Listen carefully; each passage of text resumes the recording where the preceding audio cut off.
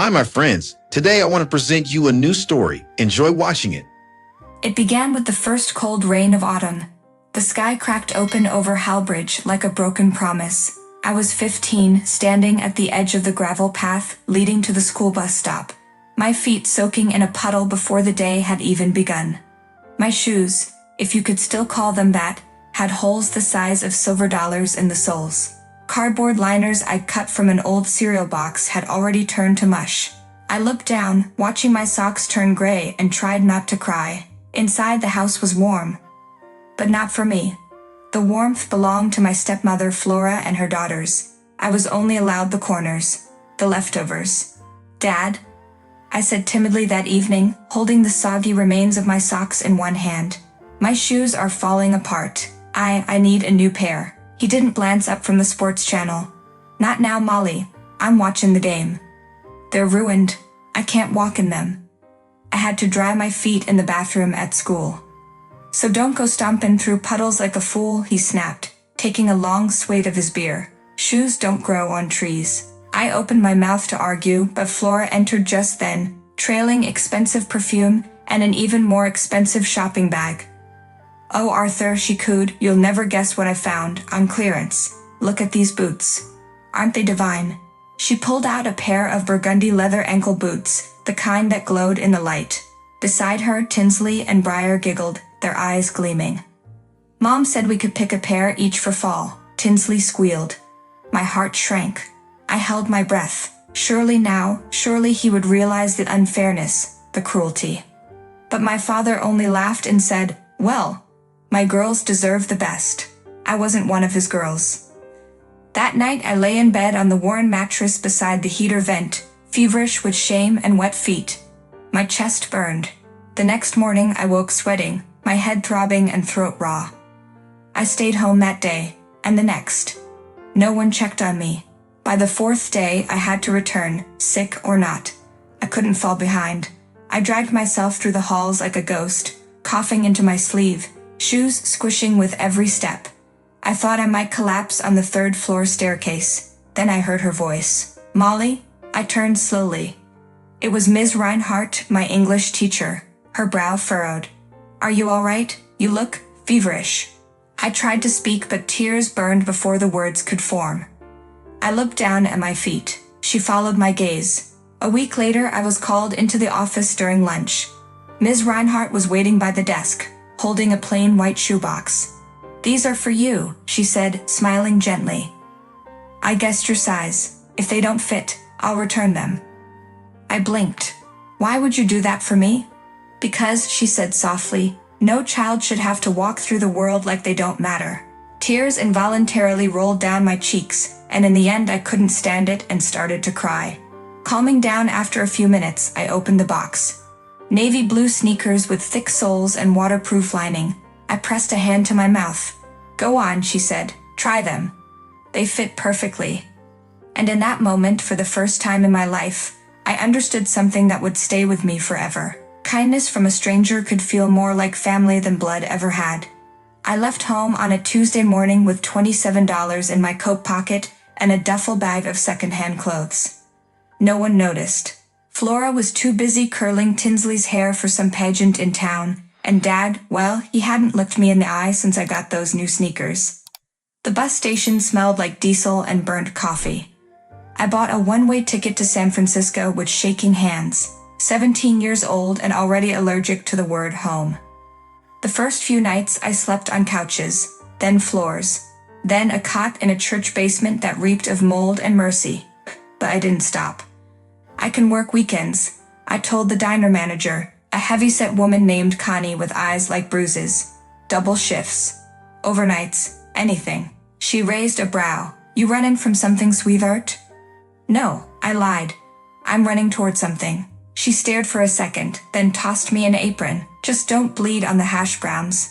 That was the beginning. By 19, I was juggling college and bookkeeping jobs. I stopped buying dollar store shampoo and started budgeting for textbooks. I learned to stretch a meal across 2 days, sleep on 4 hours, smile through cracked lips. It was survival. It was math. And then came Nicholas. He walked into the bank one rainy Thursday in October.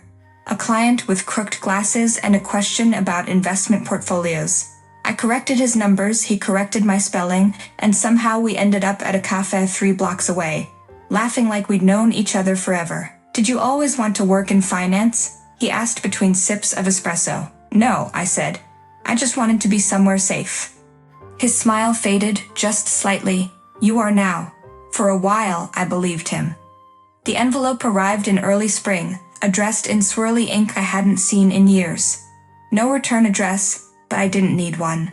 I recognized the perfume before I even broke the seal. Flora. Inside was a card of pressed flowers, delicate and fake, just like her.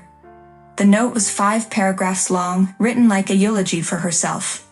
We never asked for much, just a little kindness. After everything your father did for you, after all I tried to hold together. I stopped reading there. Tried? What had she ever held besides his attention and my silence?